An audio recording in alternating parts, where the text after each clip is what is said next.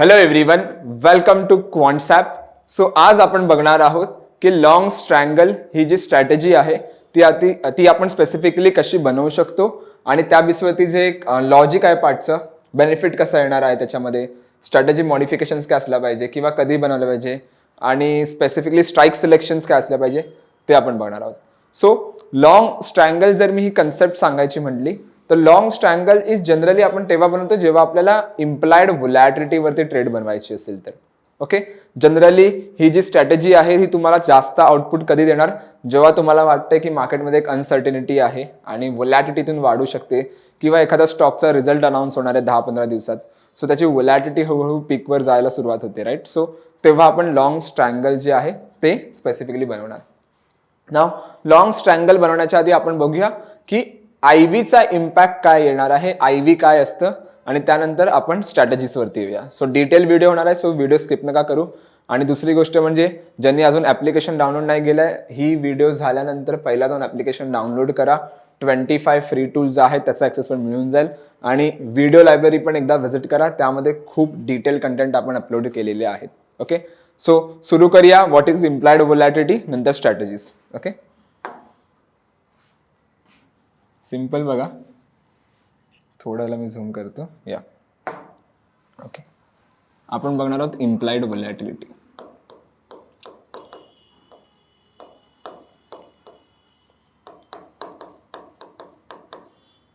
Okay, नाव simple बघा, जर मी implied volatility बद्दल सांगायचं म्हटलं तुम्हाला, तर इम्प्लाइड व्होलॅटिलिटीचा पहिला जो कॅरेक्टरिस्टिक येतो तो असतो की implied volatility is negative with the price.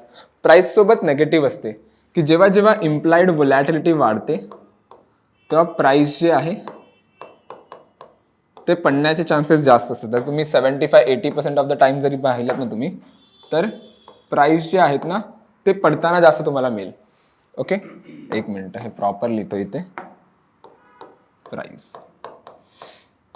Okay, so जेव्हा पण इम्प्लाइड व्होलॅटिलिटी वाढते तेव्हा प्राइजेस जे आहेत ते खाली पडण्याचे चान्सेस जास्त असतात.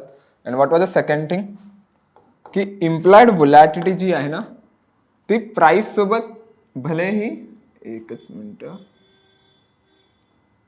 या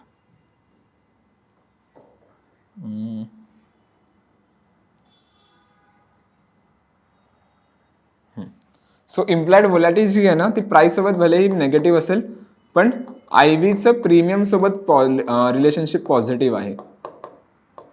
ओके, मीन्स व्हॉट, की जेव्हा जेव्हा इम्प्लाइड व्होलॅटिलिटी जी आहे ती वाढते तेव्हा तेव्हा प्रीमियम्स वाढतात, आणि जेव्हा जेव्हा इम्प्लाइड व्होलॅटिलिटी खाली पडते तेव्हा तेव्हा प्रीमियम्स जे आहेत ते खाली पडतात. सिंपल आहे, पॉझिटिव्ह कोरिलेशन आहे आयव्हीचं प्रीमियम सोबत. ना समजून घेऊया की स्पेसिफिकली काय आहे जो इम्पॅक्ट तुम्हाला इथे बघायला मिळतो. द लॉजिक इज सिंपल, ह्याचा आन्सर आहे डिमांड आणि सप्लाय. का पॉझिटिव्ह आहे इम्प्लाइड व्होलॅटिलिटी आणि का नेगेटिव्ह आहे?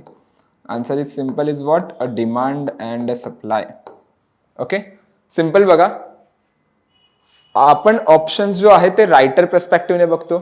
सो जेव्हा इम्प्लाइड व्होलॅटिलिटी वाढणार मीन्स व्हॉट, की डिरेक्शन येण्याचे चान्सेस जास्त आहेत, इधर ते बुलिश पण येणार किंवा बेरिश पण येऊ शकतं, राईट. सो सेलर्सला जर मी बघायला गेलो तर सेलर्सचा जो एक फिअर असतो तो काय असतो, डिरेक्शन. सो ते काय करणार, ज्यांनी जास्त सेल केलंय ते स्वतःच्या पोझिशन्स हेज करायला सुरुवात करणार. सो जेव्हा ते पोझिशन्स हेज करणार तेव्हा काय होणार, स्पेसिफिकली ऑप्शन्सची डिमांड वाढणार, बाईंग जास्त होणार. हेजिंगसाठी आपण बाईंग करतो, सो बाईंग जास्त होणार.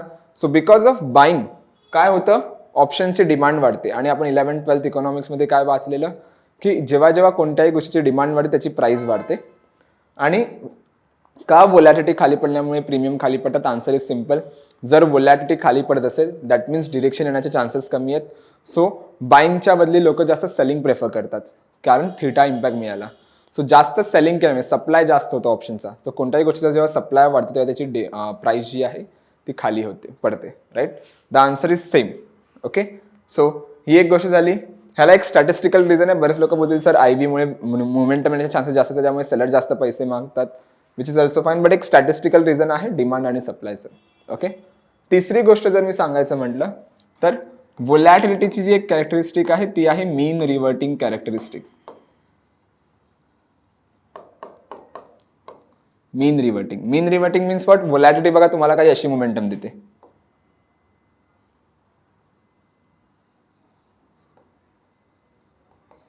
Like this, right.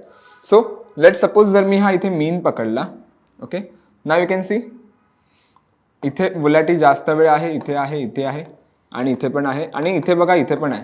बट ती ट्रेंडिंग नाही, it's not trending like market किंवा वरती हायर हाय क्रिएट करत चालले किंवा लोअर लो. जेव्हा पण एक टॉपला जाते मीनकडे येते, जेव्हा पण बॉटम क्रिएट करते मीनकडे येते. सो वोलॅटिलिटीची एक कॅरेक्टरिस्टिक आहे जी आहे mean reverting characteristic. And what was the fourth thing की वोलॅटिलिटी जी आहे ना ती sticky on a ground level, म्हणजे ग्राउंड लेवलला जास्त वेळ जो आहे ते वोलॅटिलिटी टाइम स्पेंड करते. सो बघा वोलॅटिलिटी तुम्हाला काही अशी मोमेंटम देताना दिसते, बरोबर.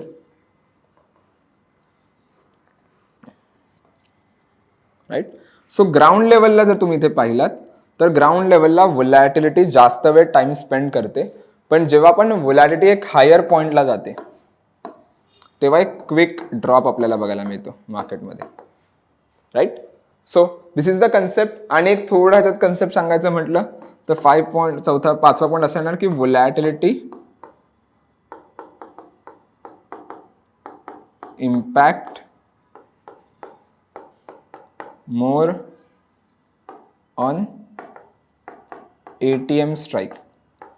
वोलॅटिलिटीचा जो इम्पॅक्ट असतो ना तो ATM स्ट्राईकवर जास्त असतो, right. So volatility impacts more on ATM strike. Now simple बघा, जर मी इथे सांगितले तुम्हाला की वोलॅटिलिटीचा इम्पॅक्ट ATM स्ट्राईकवर जास्त असतो, answer is the question is why. Okay, बघा सिम्पल आहे. जर मी OTM स्ट्राईक बघितली तर OTM स्ट्राईकची probability out of the money close होण्याची जास्त असते. इन द मनी स्ट्राईक बोलले तर इन द मनीची probability in the money close होण्याची जास्त असते. बट ATM एक स्ट्राईक अशी आहे जी एक अनसर्टन स्ट्राईक असते, ज्यामध्ये एक हलकासा मोमेंटम त्याला OTM पण बनू शकतो आणि ITM पण बनू शकतो. त्यामुळे अनसर्टनिटी ATM स्ट्राईकवर जास्त असल्यामुळे IVचा इम्पॅक्ट ATM स्ट्राईकवर जास्त असतो. Okay, this is a thing.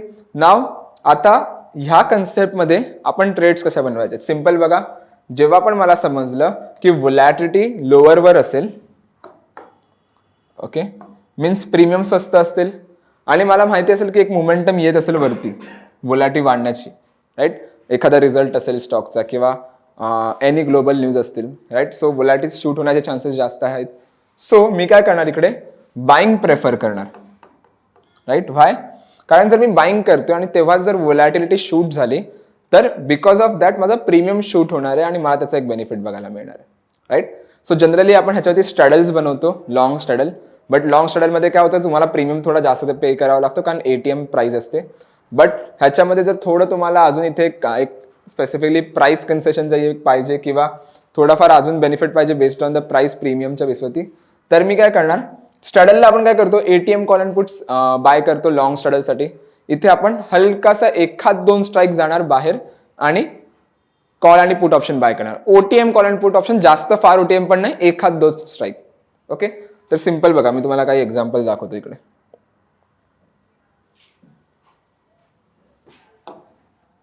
Options आर्किटेक्टवर आलो मी इथे.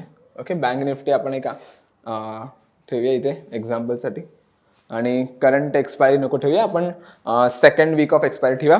हां, आता दुसरी गोष्ट म्हणजे की एक्सपायरी कोणती सिलेक्ट करायची लॉंग स्ट्रॅडलसाठी. ट्राय करा मॅक्झिमम टाइम जेव्हा पण तुम्ही लॉंग स्ट्रॅडल बनवतात, लॉंग वोलॅटिलिटीवरती ट्रेड बनवत आहात, तेव्हा जितक्या जास्त तुम्ही फार एक्सपायरी असाल तितका बेनिफिट तुम्हाला आहे.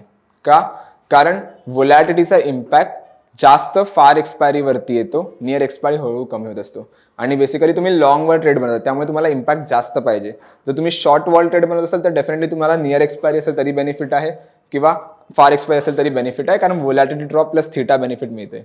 But whenever you are taking a trade on a long volatility, तर आपल्याला ट्राय करा की थोडं फार एक्सपायरी असाल, which is well and good.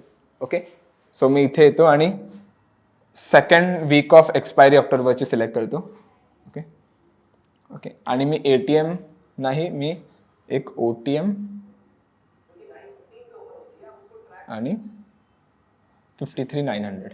Okay, now you can see मी काय केलं, 9 ऑक्टोबर 24ची बँक निफ्टीची एक्सपायरी घेतली. दोन्ही एक्सपायरी सेम आहेत, क्वांटिटी सेम आहेत आणि लेग फक्त OTM आहेत. दोन स्ट्राईक्स OTM मी गेलोय. ओके, करंट मार्केट प्राइसच्या. And you can see the pay off here. Okay, हा पे ऑफ आहे आपल्या इथे. ओके, जर तुम्ही इथे इम्पॅक्ट बघितलात तर वेगाचा इम्पॅक्ट बघा तुम्हाला किती मिळतोय. It's somewhere around 43.31.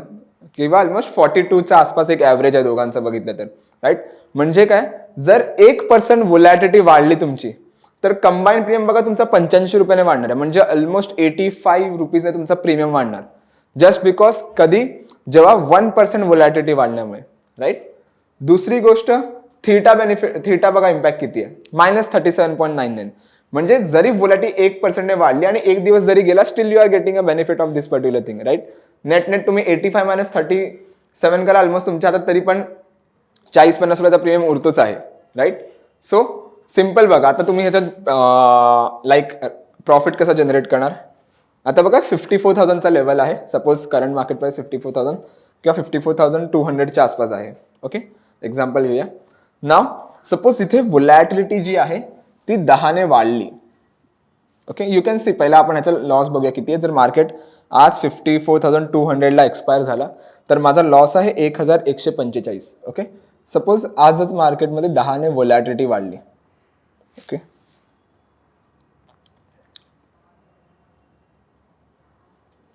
Okay, now you can C माझी व्होलॅटिलिटीमुळे जो लॉस होता 1,400च्या आसपास, तो माझा आज लॉस किती प्रॉफिट किती दाखवते 486, राईट.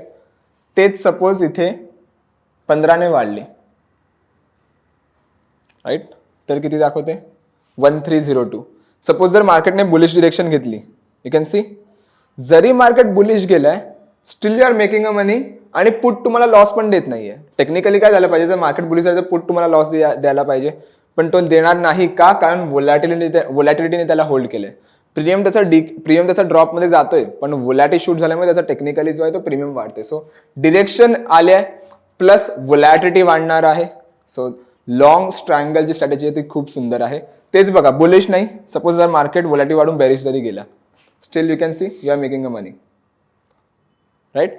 सो असा काही कन्सेप्ट आहे, या एकदम सिम्पल कन्सेप्ट आहे. आपल्याला काय करायचंय, लॉंग स्ट्रँगल किंवा लॉंग स्ट्रॅडल, इव्हन तर तुम्ही कोणत्याही व्होलॅटिलिटीच्या वरती लॉंग बनवत असाल, लॉंग व्होलॅटिलिटी ट्रेड बनवत असाल, ट्राय करा जितका फार एक्सपायरी तुम्ही असाल तितका चांगला इम्पॅक्ट आहे. मी तुम्हाला नियर एक्सपायरी दाखवतो बघा. एक्झाम्पल, आता 9 ऑक्टोबर होती ना, मी 1 ऑक्टोबर सिलेक्ट करतो. Okay, now you can see the vega effect.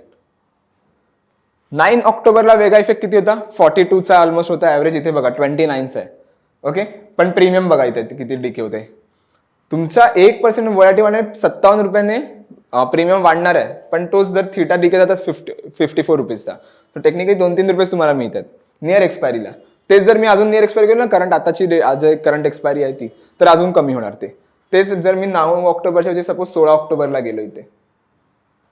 Okay, you can see the vega effect. 52चा ॲव्हरेज आहे, 104चा प्रीमियम चेंज होणार डिरेक्टली आणि 32चा थीटा डिके, म्हणजे ऑलमोस्ट 60-70 पॉईंट तुमच्या हातात उरतात नेट. एकदम खाली जरी गेलो तरी, right. So whenever you are a far expiry, try to go with the specifically long strangle, कारण तिकडे आपल्याला व्होलॅटिलिटीचा इम्पॅक्ट जास्त मिळेल आणि वेगाचा इम्पॅक्ट जास्त मिळेल. आणि जर तुम्ही नियर एक्सपायरी असाल तर ट्राय करा की लॉंग वॉल ट्रेड्स तुम्ही बनवण्याच्या ऐवजी अवॉइडच करा. शॉर्ट वॉल ट्रेडवर फोकस करा की शॉर्ट व्होलॅटिलिटी ट्रेड्स आपल्याला कुठे बघायला मिळतात. जर ते बघायला मिळतील तर तुम्हाला एक चांगला आउटपुट तिकडे बघायला मिळेल. ओके, सिम्पल कन्सेप्ट आहे, जास्त कन्फ्युज होण्यासारखं नाही आहे. इकडे 2 गोष्टी लक्षात ठेवायच्या जेव्हा पण आपण लॉंग स्ट्रँगलवरती डिस्कस करू किंवा ट्रेड्स बनवत असतो तेव्हा. पहिली गोष्ट म्हणजे की आपण इथे डिरेक्शनवरती ट्रेड बनवतोय, बट त्याच्या आधी आपण इम्प्लाइड व्होलॅटिलिटी वाढते का त्याच्यावरती ट्रेड बनवतोय. जर डिरेक्शन आली तर पैसे बनणार पण फार कमी बनतील जर व्होलॅटिलिटी नाही वाढली तर. बट जर व्होलॅटिलिटी वाढून जर मोमेंटम आली तर डेफिनेटली तुम्हाला एक चांगला आउटपुट त्या स्ट्रॅटेजीमधून मिळणार आहे. दुसरी गोष्ट कधी बनवायची आहे की मला वाटतं की ह्या स्टॉकची व्होलॅटिलिटी वाढू शकते किंवा इथे एक मोमेंटम येऊ शकतो बेस्ड ऑन दी व्होलॅटिलिटी, तेव्हा आणि जेव्हा बनवत असाल तेव्हा जितक्या फार एक्सपायरीला जाऊ शकता तुम्ही तेवढा ट्राय करा. करंट वीकची असेल तर try to go with the next week किंवा त्याच्या नेक्स्ट वीकच्या आसपास. जर करंट वीकचीच असेल आणि एकच दिवस झाला एक्सपायरीला you can go, but still I am prefer to मी तुम्हाला सजेस्ट करेन इकडे to try to go with the next expiry. Okay, का, कारण थीटा इम्पॅक्ट, कारण एक वीक मध्ये 5 दिवस ट्रेडिंग सेशन असतात आणि 2 दिवस सुट्टीचे असतात. सो ओव्हरनाईट 2 दिवसाचा थीटा तुमचा तसाच डीके होणारच आहे. So that is the reason try to go with the far expiry. दुसरी गोष्ट म्हणजे ह्याला हेज करण्याची वगैरे गरज नाही, कारण आपल्याला लिमिटेड स्पेसिफिकली माहिती आहे आपला लॉस किती आहे, जितका प्रीमियम मार्केटला दिला तितकंच माझा लॉस आहे, राईट. सो जर 2-3 दिवसात व्होलॅटिलिटी नाही वाढली तर you can square of all the positions. जर वाढत असेल which is well and good. Okay, I hope तुम्हाला ही व्हिडिओ आवडली असेल. जर तुम्हाला ही व्हिडिओ पूर्णपणे आवडली असेल तर नक्की लाईक करा, कमेंट करा. दुसरी गोष्ट म्हणजे ज्याने अजूनही ॲप्लिकेशन डाउनलोड नाही केलं, please go and download the application. 25 free tools आहेत, सो तुम्हाला त्याचे हेल्प होईल. आणि एकदा लर्न सेक्शनमध्ये येऊन व्हिडिओ लायब्ररी पण व्हिजिट करा.